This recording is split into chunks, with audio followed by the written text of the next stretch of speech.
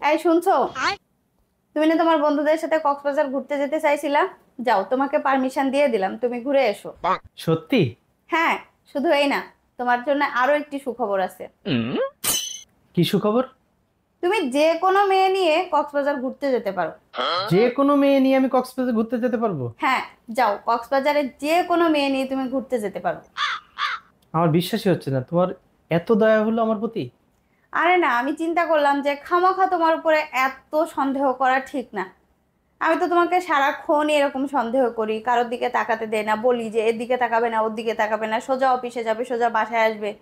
তো চিন্তা করলাম তোমাকে একটু স্বাধীনতা দিয়েই দিই। যাও, তুমি তোমার বন্ধুদের সাথে ঘোরো ফেরো, খাও দাও, মজা মাস্তি করো। তুমি যে কোনো মেয়ে নিয়ে যেতে পারো। ফাইনালি তাহলে আমি কক্সবাজার যাচ্ছি, হ্যাঁ? হ্যাঁ, তুমি যে কোনো মেয়ে নিয়ে কক্সবাজারে যেতে পারো। আর প্রমিস করো তুমি কিন্তু কক্সবাজারে যাবে। আচ্ছা, প্রমিস করলাম আমি কক্সবাজারে যাব। কিন্তু আমার কিন্তু 4টা অপশন আছে আমার কাছে।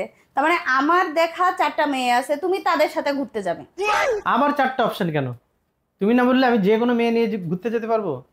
আরে বাবা হ্যাঁ, যে কোনো মেয়ে নিয়ে ঘুরতে যেতে পারবা, কিন্তু আমি তো তোমার জন্য 4টা মেয়ে পছন্দ করে রাখছি। তুমি তাদের মধ্য থেকে ঘুরতে নিয়ে যাবা, কিন্তু প্রমিস করো তোমাকে কিন্তু যেতেই হবে। আচ্ছা ঠিক আছে, আমি প্রমিস করলাম আমি যাব। ঠিক আছে, 4টা অপশন। আর অপশন নাম্বার 1, আমি। তুমি? হ্যাঁ আমি। তুমি কেন? আমি কি মেয়ে না? আচ্ছা ঠিক আছে, আর দ্বিতীয়টা বলো। অপশন নাম্বার 2, তোমার ছেলে মেয়ের মা। আরে এটাও তো তুমি। হ্যাঁ, এটাও আমি। আরো 2টা অপশন আছে, শুনে নাও। আচ্ছা আচ্ছা বলো। অপশন নাম্বার 3, তোমার মা বাবার বৌমা। আরে বাবা, এটাও তো তুমি। রাগ করতেছো কেন? এখনো একটা অপশন বাকি আছে। আচ্ছা বলো বলো। তো 4 নাম্বার হলো তোমার আদরের বউ। হ্যাঁ? হ্যাঁ, তুমি কিন্তু না করতে পারবে না, প্রমিস করেছো। আচ্ছা, তুমি তো সুন্দরবন যাচ্ছ, তোমার যদি বাঘে ধরে তখন তুমি কি করবা? টেনশন নিও না, সাথে করে বিষ নিয়ে যাচ্ছি, যদি বাগে ধরে তাহলে বিষ খাবো। তাতে কি লাভ হবে? বাঘ তো শিকার মাইরে তারপরে খায়। আমার শরীরে তো বিষ থাকবে, আমি মরলে কি একা মরবো? বাগরে নিয়ে মরবো।